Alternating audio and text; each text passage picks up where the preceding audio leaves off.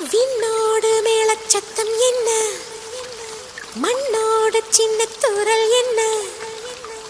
எங்கேதான் சென்றாயோ இப்போது வந்தாயோ, சொல்லாமல் வந்தது போல் இல்லாமல் போவாயோ, தப்பாமல் மீண்டும் சந்திப்பாயோ,